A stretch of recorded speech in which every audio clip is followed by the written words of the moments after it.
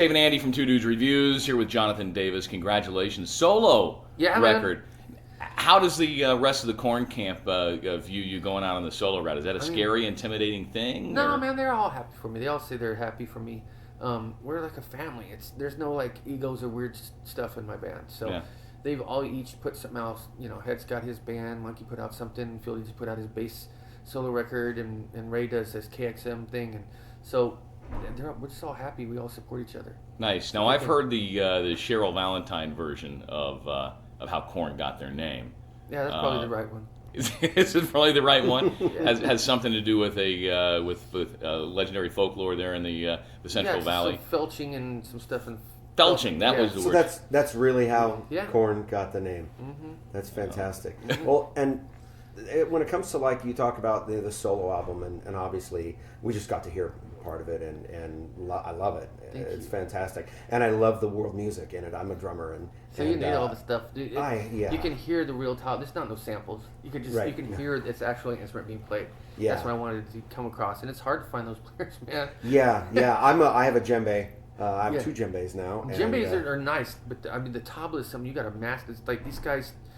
They master and they memorize these crazy 300 bar what are they called, ragas or whatever, and each bar is a different phrasing, and they got to from memory. It's Indian music is from a different fucking planet, man. It is. And Robert Plant used a lot of that. He's really into that. And you mentioned earlier today how Led Zeppelin was definitely one of the bands that influenced it's the you. only and your person music. on this planet I haven't met that I want to meet so bad. Is Robert Plant? Yes.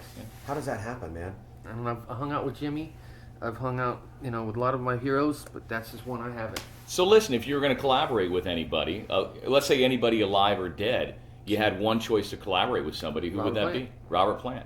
Let's make that happen. Robert Plant or Duran Duran.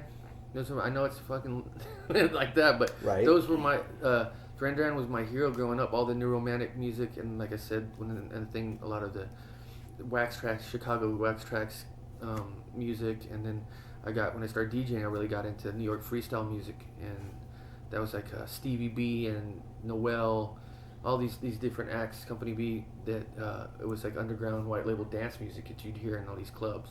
Yeah. So I got 90s music. I'm all 80s and 90s. I'm all over the place. I just love music. Fantastic. I even love country music. It's old school, real country, like Williams and. But now you kind of grew up in a music store, right? Was it your father who owned a music store? Yeah, Dad had a music store. And you used the bagpipes, and the only other band that I'm familiar using rock band is like AC/DC, right? Yeah. What would be another interesting instrument that you know how to play that a lot of people don't know about? I play didgeridoo. I can play like pan flutes. I can play I play triangle. A native triangle, native Indian their style of flutes. I play violin. I play guitar, bass, drums, piano. What else? A lot of stuff. That's it's cool. Basically, I taught myself. It's just by playing by ear. You just got to learn the first two basics. You got to learn how to play drums first, and then piano. Once you get those two down, you have the basis for music. You know what rhythm and what notes are, and you can just put them together. And I just play by ear, and music's the only thing that spoke to me my whole fucking life. I thought it was interesting. We go back so many years. I mean, way back to Blind and Clown, and I still have the signed lyric sheet that had the coffee stain on it that Cheryl Valentine sent me back when I was doing metal radio in San Antonio, Texas.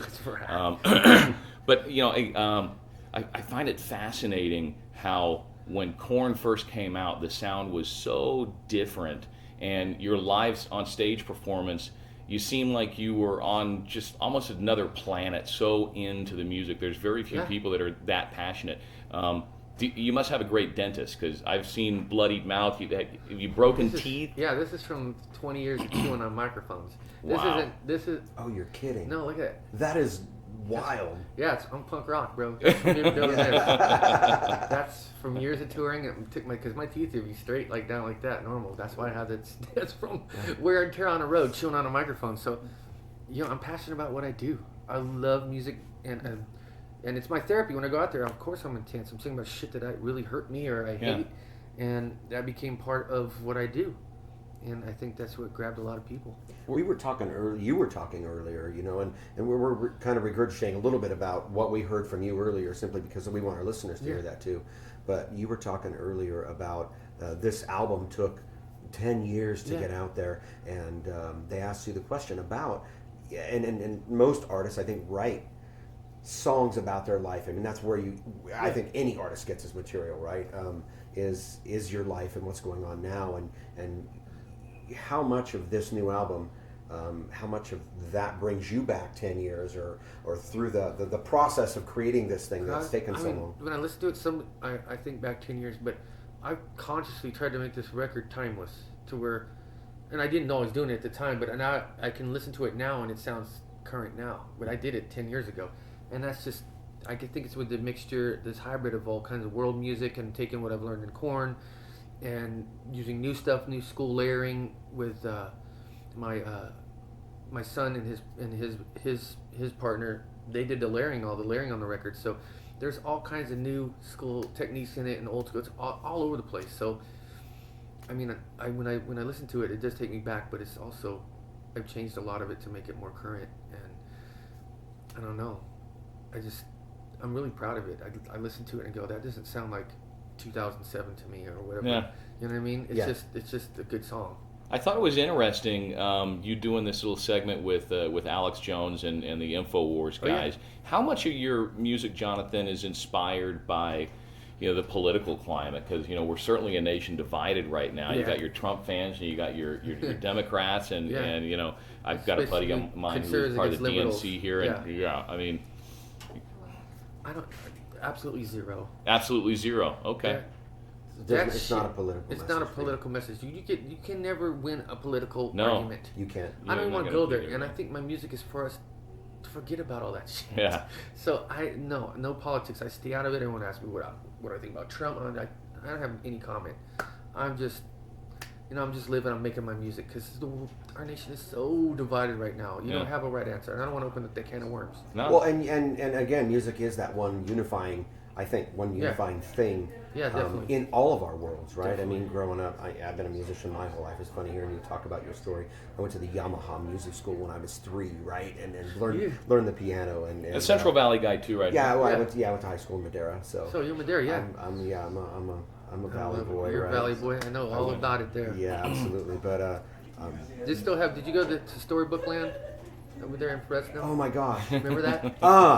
You brought back a memory, bro, that I haven't. Oh my gosh, I have not thought about that in 40 years. Dude, I used to go there because my aunt lived in Fresno. Okay. 'Cause I'm in Bakersfield, so my aunt lived there. And every time we go up to see my aunt, we go to Storybook Land. That's one of my fondest memories of Fresno. Wow. That was a dope ass park. Dude, that's crazy. Hey, so speaking of that, what do you do? I mean, when you live, eat, and breathe music, and you really, truly enjoy music, you throw your heart and soul into it. What do you do for fun when you're not playing? You hang out with the kids. Yeah. What does a typical day look like in your world? I go to bed about, I don't know, I usually go to bed about 6 in the morning or 7. Okay. That's right.